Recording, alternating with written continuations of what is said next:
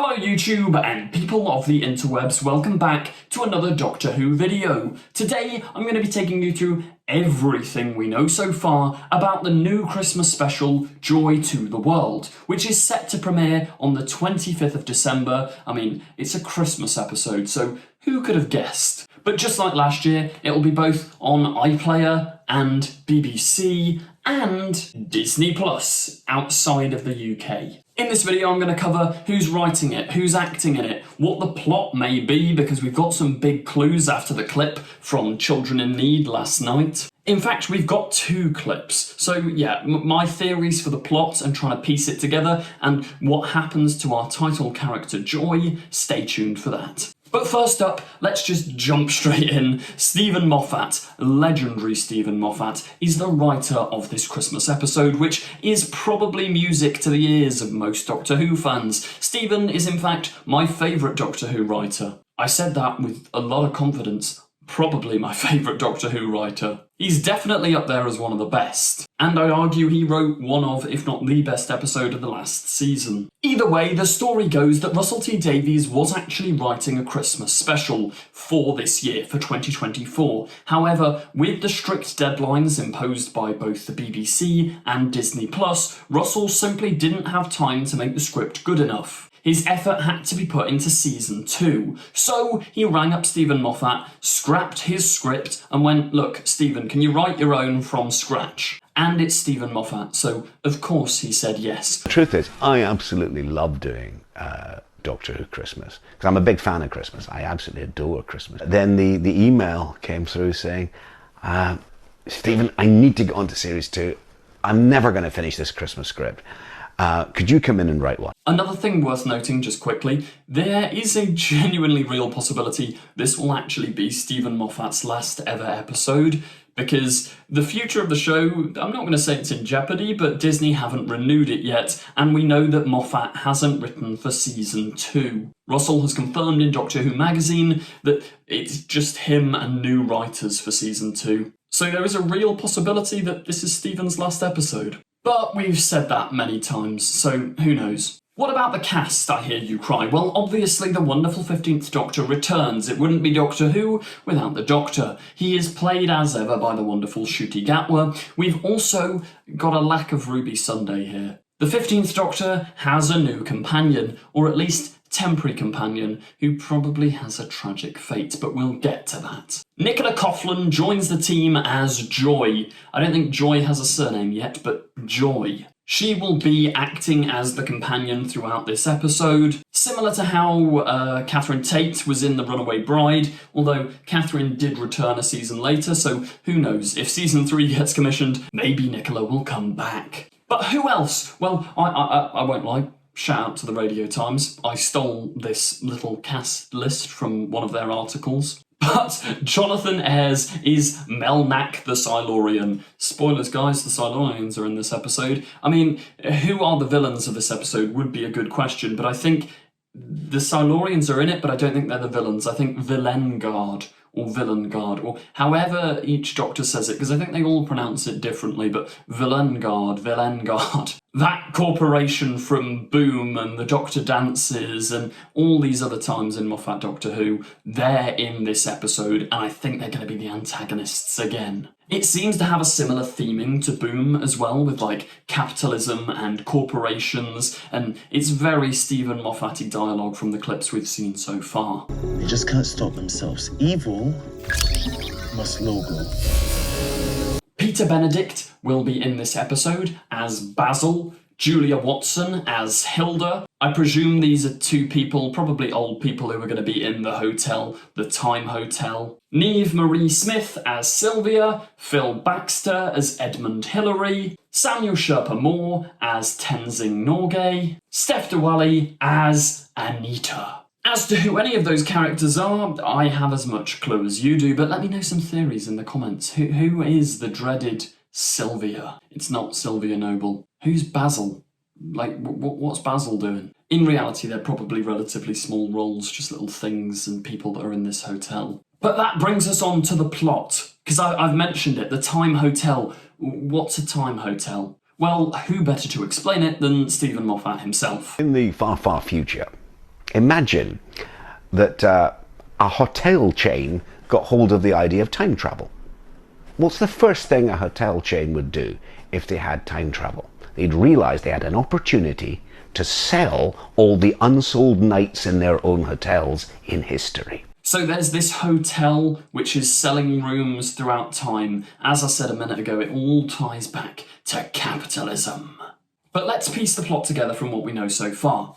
The clip we had released at Comic-Con was the pre-title sequence. So pre-titles, Joy rocks up to this hotel in a taxi. She goes into it, and then we see the Doctor hopping through different time periods, possibly in the hotel, or possibly externally trying to get to a certain point. He's looking to give someone a ham and cheese toastie and a pumpkin latte. I reckon it's going to be Joy that he's trying to give this to, but in the wrong order. Like maybe later in the episode, Joy will ask for that, and then the Doctor will go back, and it'll be all timey-wimey because Moffat loves playing about with time. But Joy arrives at the hotel, the Doctor rocks up offering her a pumpkin latte, and then a Silurian is there, and the Silurian seems quite thrown off as to what's going on. Joy threatens him with a hairdryer, so both of them I think are in the dark. Maybe if this is a time hotel, the Silurian has slipped through from his native time period to here. Or maybe he's a sort of butler or someone working for the hotel. Maybe it was set up by the Silurians. Whatever happens, I'm pretty sure he dies.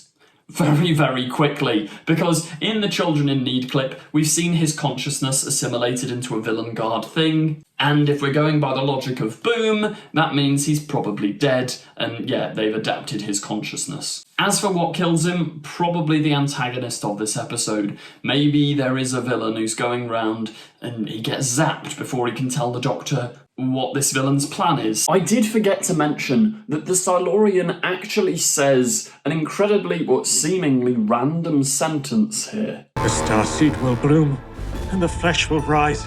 It doesn't seem like he's saying it as a threat, it seems like he's being forced to say this. He says, the starseed will bloom and the flesh will rise. What on earth does that mean? Well, later in a preview clip, if a star seed goes boom anywhere on Earth at any point in history, it will burn every living thing. the Doctor talks about this massive explosion, this star that would blow up. And as I say, I reckon the Silurian tries to warn them, but gets killed before he can finish explaining what's happening. Now, I can't remember where, but I did see someone on Twitter suggest a really fun idea. Perhaps this star that's gonna boom and explode is gonna end up in the year 000. You've got this whole time travel hotel going on, and the Christmas story. This is a Christmas special after all. All the wise men and shepherds, etc., followed a giant star. And you know Stephen Moffat, how funny would it be to explain the nativity story in Doctor Who terms? And I reckon that that's a real possibility. I don't know whether that would be controversial. Any Christians out there, would you find that offensive? The Doctor's implied he was actually there to witness the events of Christmas Day before, but I mean, who knows? Maybe, is it the Star of Bethlehem? Maybe this starseed is going to be the Star of Bethlehem. That's quite a fun idea. The Doctor and Joy have to run away from this villain after the Silurian dies. They go through a door and end up where we've seen that clip.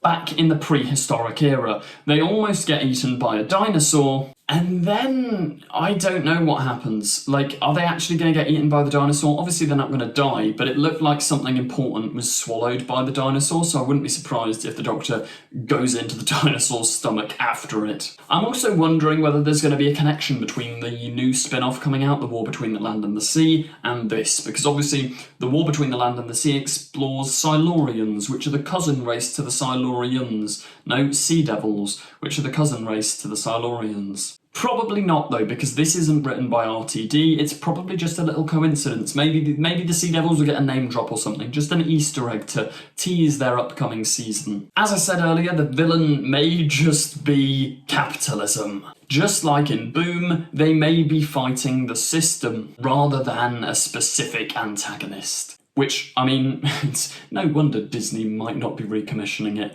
when you've got dialogue like this. Wherever there's a corporation, there is PR. Evil must logo.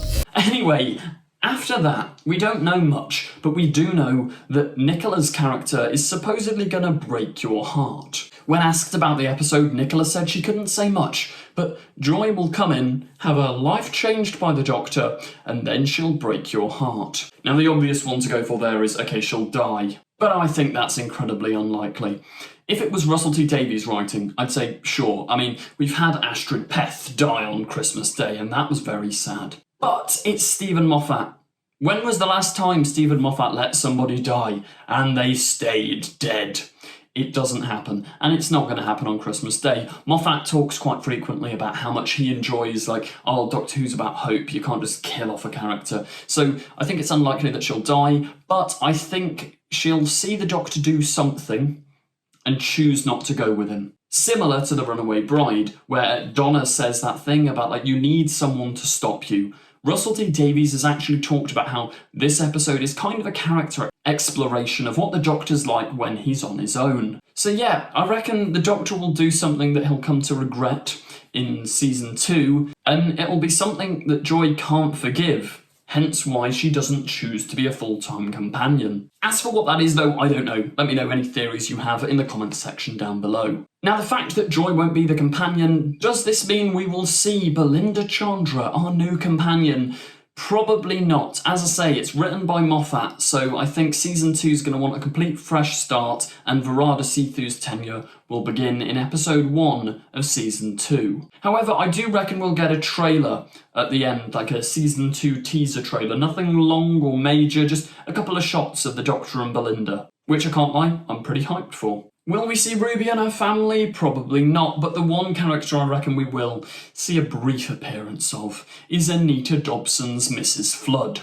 We've heard from Russell that Mrs. Flood's plans are all to be revealed in season 2, and we know, like, he loves including her. He's done it a couple of times already. I reckon she'll possibly be in the hotel, or she'll be a post-credit scene, or the final scene. She'll look down the barrel of the camera, and we'll get a little bit more information about who Mrs. Flood may be. After all, there's always a twist at the end. Anyway, that's everything we know so far about Doctor Who: Joy to the World. If you did enjoy this video, please do remember to like, comment, share and subscribe. Also check me out on Patreon for exclusive early access to loads of new content. Stay tuned, notification bells on, all Doctor Who content and reviews are coming to this channel very, very soon. Thank you very much for watching and goodbye!